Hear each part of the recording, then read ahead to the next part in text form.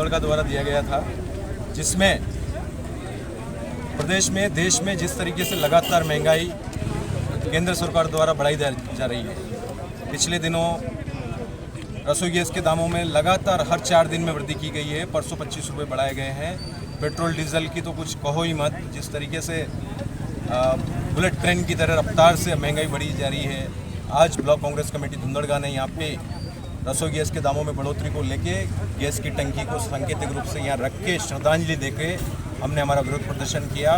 Petrol diesel की बढ़ती महंगाई के खिलाफ हमने यहाँ बैलगाड़ी से पहुंचकर माननीय यहाँ राष्ट्रपति जी के नाम ज्ञापन तहसीलदार जी को सौंपा है। कहना हमारा ये है, निवेदन हमारा ये है कि माननीय देश के प्रधानमंत्री नरेंद्र मोदी जी देश को पूर्व की तरह उस आदिम युग में पहुंचाना चाहते हैं, महंगाई बढ़ा के, और वापस हम ये जो जितने वाहन चल रहे हैं हमारे देश में, 4 व्हीलर 2 व्हीलर, हम इनको खड़ा कर दें, वापस बैलगाड़ी पे आ जाएं, घर में लालटेन जलाएं और लकड़ी से रसोई बना के खाना खाएं हम लोग। ये सरकार ऐसा काम कर रही है। क्योंकि आने वाले समय में ऐसी स्थिति तो नहीं रहना है कि आम आदमी, गरीब व्यक्ति अपने बच्चों का पालन कर सके, अपने परिवार का पालन कर सके, ऐसी गुंजाइश कहीं दिख नहीं रही। प्रदेश की सरकार और सरकार में वित्त मंत्री के पद पर स्थानीय विधायक माननीय जगदीश देवड़ा जी कल उन्होंने देखा, वो क्षेत्र में यहाँ पर आए थे घूमने, तो जनता को दर्शन देने आए थे घूमने। तो क्या, क्योंकि जब जनता परेशान होती है, दुखी होती है, तब तो आते नहीं हो, लेकिन वो दर्शन देने आए थे। क्षेत्र में कुछ उन्होंने लोकार्पण, कुछ भूमि पूजन किए हैं।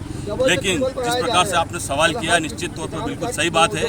धार्मिक आयोजन जितने भी हो उस पर प्रतिबंध है, और राजनीतिक कार्यक्रम भारतीय जनता पार्टी की सरकार में सारे राजनीतिक कार्यक्रम हुआ है। पिछले दिनों हम लोगों ने देखा है, सीतामऊ से लगाकर अपने बसई तक एक बड़ी धार्मिक यात्रा निकाली, चुनरी यात्रा उन्होंने निकाली।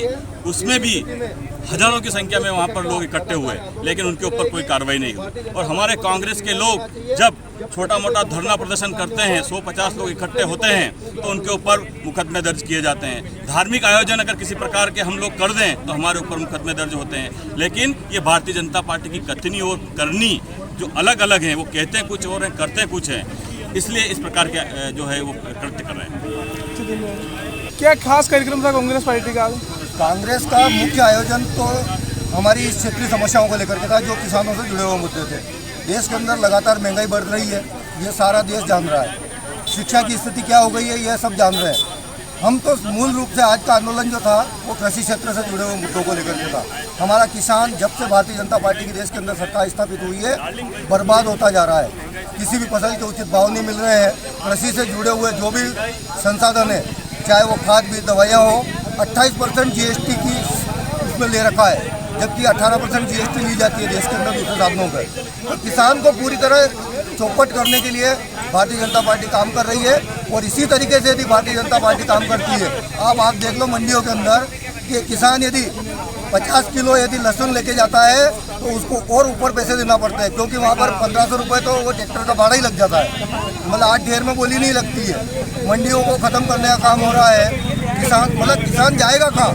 मतलब ऐसी स्थिति बनी हुई है, और यदि लगातार यदि यही स्थिति बनी रहती है तो ये तो एक छोटा सा आंदोलन था, बड़े उग्र आंदोलन करना पड़ेंगे हमें, जब तक कि किसानों के मुद्दों को भारतीय जनता पार्टी की सरकार खत्म नहीं करती है।